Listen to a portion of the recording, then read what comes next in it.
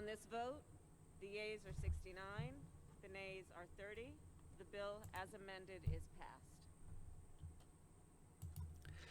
Hey folks, Terry, Terry Money and Politics back with you. And of course, that was the Senate voting 69 to 30 to pass the so-called Invest in America Act, the infrastructure bill. And I wanted to start tonight with that. I'll do it very briefly here because we're going to bounce around on a couple different topics. As I covered this last night, and now we know the changes that we wanted to have made on crypto and the regulations on blockchain and cryptocurrencies that were in that bill, those changes were not made. They were blocked yesterday. And as I said yesterday, I'm just repeating what I said. The update is that it didn't go the way we wanted to. They passed the bill with the bad language in. This doesn't make it a law just now because it's not yet going to the president's desk. It has to get through the House. And because there are some crazy things in there, including the language on crypto, there is a possibility that this bill does not get through the House in the same version that passed the Senate. And if that's the case, it has to go back to the Senate as a reminder. You know, both houses of Congress have to pass the bill in the exact same way, the exact same language before it goes to the president. So it's possible the House members, some moderates on the Democratic side in the House, won't go along with it. It's possible that some of the far left on the Democrats in the House will want to add things that would probably not be good for business. And either one, either the bill is voted down in the House, or if any changes are made, then it would have to come back to the Senate.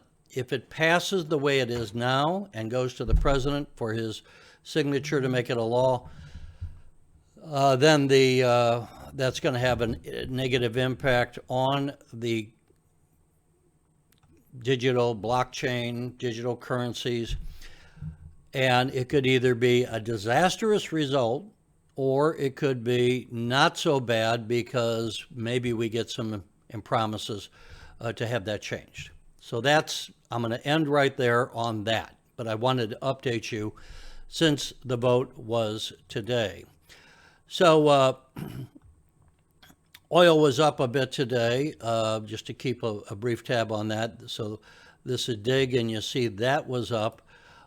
We look at Zygen, and just briefly, just to run through some of the things we've profiled recently, it was up about $1.65, still treading water in this $15 range. And you can kind of see for 5 days, if we go to 1 month, we have the high here of about,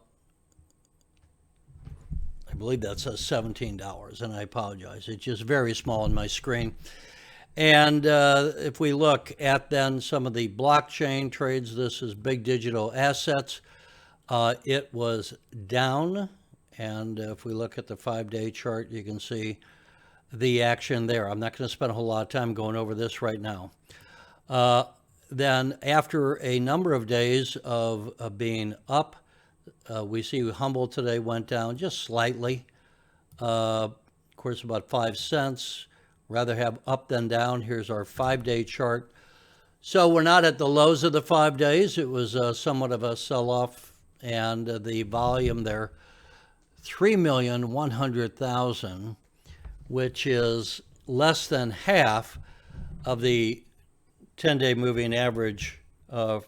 So, not a whole lot of conviction.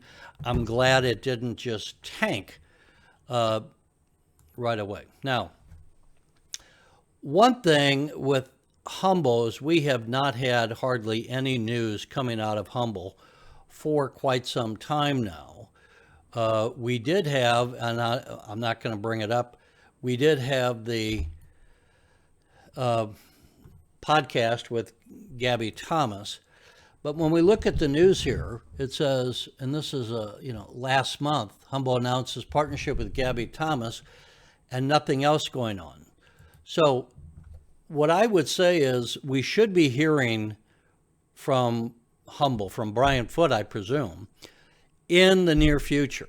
Number one, we want to see what the second quarter earnings are, what he says about that, and get that breakdown. But the world keeps moving on here, and news events come out. And so there's like some interesting good news and some what could be bad news. I have said, but before I move on to that, I just want to back up and remind you of some of the things I said. In the first 6 months, so bringing up to the beginning of July or mid-July or so from when Humble got going in January, that this was a developing company and you had to give it time. And I was also saying, then eventually it's going to be on performance. But a lot of people were complaining about Humble not having revenues. And that was a complaint that was far too early. So you might use that as a legitimate concern, but not that early. What I'm saying is now, as we are in August going forward, the game that we got to start looking at is for Humble is performance.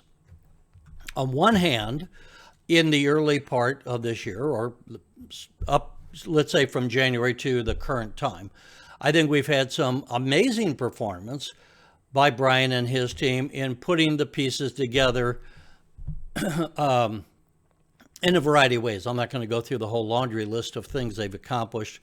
I've done that before. You probably are already aware of them. But one of the things, as we look at, here's the good news first, and by the way, what's interesting being part of the Humble Nation is that you got people around the world who find things. They're looking. It's not, if I, I'm not full-time doing this. And if it was just up to me, you couldn't find things all the time. But here's something that I had totally forgotten about.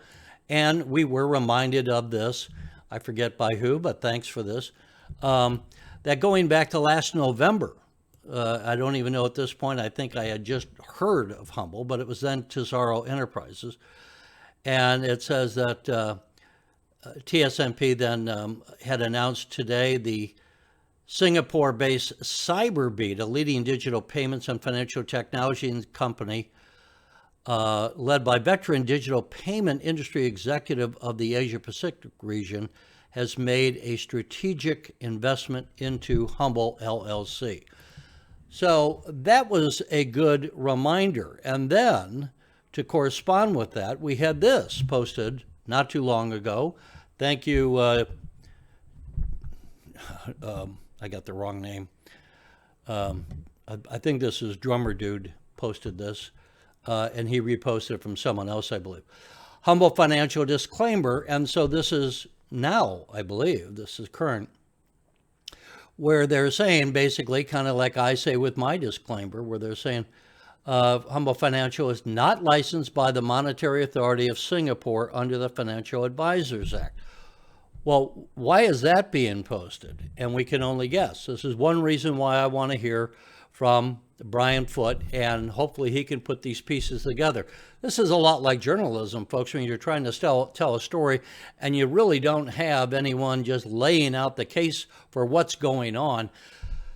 I often have said over the course of the last 6 months, and it has often been, or here and there been true, that there's stuff going on behind the scenes. Brian doesn't run to the phone or to in front of a camera every time he has some deal going on. We know he's looking for some new ticket company. We don't know what else he's working on, and so maybe this is a deal.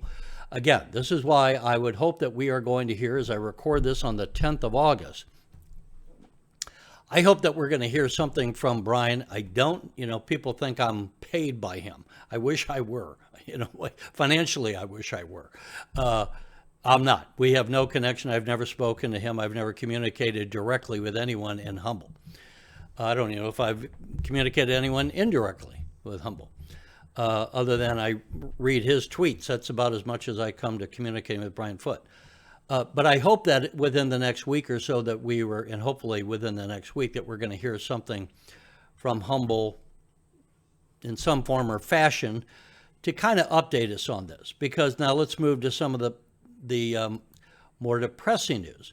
I just said a couple of minutes ago that we got to look at Humble, and are they going to execute on their plan? So while I was defending Humble throughout the first 6 months, I'm not going to defend them long term. I'm going to be judging them when it's appropriate on, are you getting the job done? Are you reaching benchmarks?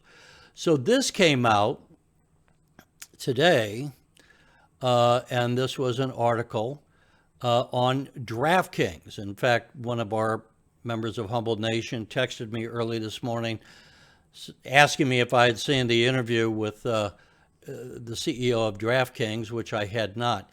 But here we go. This is Draftkings NFT launching with autograph, the Tom Brady collection. And so our friend who contacted me and said, did you see the interview? He goes, it sounds like Draftkings is stealing Humble's ideas, and here they are dealing with NFTs in sports. And at this point, let me, I made a photo of this because the digital ads pop in and out. And look at here. DraftKings, snag NFTs of the biggest icons in sports, featuring the preseason access collection by Autograph. Now, Autograph is a company name, I believe. So it says here, what happened? DraftKings Marketplace will launch August 11th, that's tomorrow, with the first preseason access collection. The collection is in partnership with Autograph, a company founded by NFL star Tom Brady. And it says here, the DraftKings president says, Autograph's advisory board includes some of the most iconic athletes ever, and we could not imagine a more fitting figure than Tom Brady to headline our first ever NFT drop on DraftKings Marketplace. Now, folks, I would say if this were Humble announcing this instead of DraftKings, I suspect our stock would have shot up. Now, DraftKings actually was down today. I think probably a lot of DraftKings stockholders are not necessarily as attuned to what this may mean as the Humble people are. But this is where what I said in my response to our fellow investor who texted me and said, did you see the CEO of DraftKings being interviewed on CNBC this morning? What I said to him, and I'm saying to you now, just because you got a good idea doesn't mean that that alone is going to make you successful. And so I would say to you, I would say to Brian Foote, I think Brian Foote clearly knows this, but this is like baseball. I might have come up with the idea of baseball, but just because I came up with the idea of baseball doesn't mean my team playing baseball is going to win the World Series. You got to go out and win the games. You got to go out and win the innings. And you got to have the talent on your team to beat the other guys. This is the name of the game where we are now. You get other people jumping into this marketplace. It's not like we Humble, have, a lock on the NFT. And of course, there were other NFT people out there. But it just goes to underscore that we, as investors, have to be aware of the total landscape of what's going on. That we, as Humble investors, have to watch what Humble is doing in its performance. I don't say that critically. I just say I'm not here, despite what some people write in comments. I'm not here to be a shill. I'm not here. I didn't go into journalism, spend 30 years in journalism, so I could be a shill for people. If I wanted to do that, I would have gone into PR and made more money. So I'm not going, yay, Humble. Look, I want Humble to do well. I also want to give you information that is honest and to the point, just as we would want an umpire to call balls and strikes. So that's my role. So I'm just saying, I hope that we hear soon from Humble, because we need to get some information. It's not good. And if I were, again, criticizing, while Brian Foote did the interview with Ms. Thomas, the thing is, when we signed up these athletes and they were scoring and getting some gold medals and all, I think it's a fair criticism to say, well, why didn't we get more of a media bounce out of that? Why didn't we have either some backup advertising ready to go? Why didn't we have, since we had signed them up, some NFTs already to launch? So I don't know the answer to that. I would ask that rhetorically for Humble Management and the people at Monster and all that. Anyway, the game is going to be, folks, as we go down this road, the game is going to be who can execute the plan. And just because the first one to do it doesn't mean that the second one can't do it better. A lot of us remember MySpace came out before Facebook, and there is no more MySpace. Facebook came out and did it better and executed their plan and won the game. So I'm hoping that that's going to be the case with Humble, and that if they're not number one, they're going to be, right in the top leadership in NFTs, in the marketplace.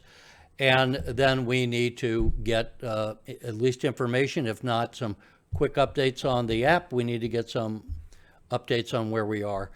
I know on the peer-to-peer, as Brian has said, and I think he made a good point, it can be financially ruinous. If you start going out and are getting fined by government, you're going to be put out of business right away. So I understand the holdup on the regulatory aspect, but we want to see some progress coming up here.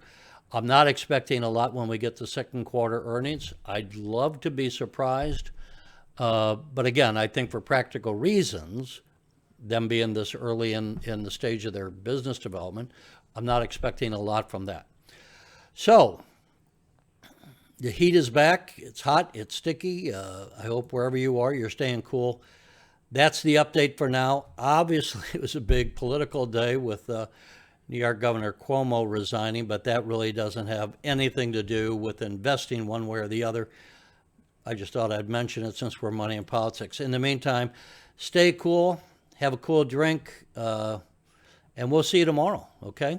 Hopefully we'll see some big news. Maybe we'll find out when we're going to get the second quarter earnings report.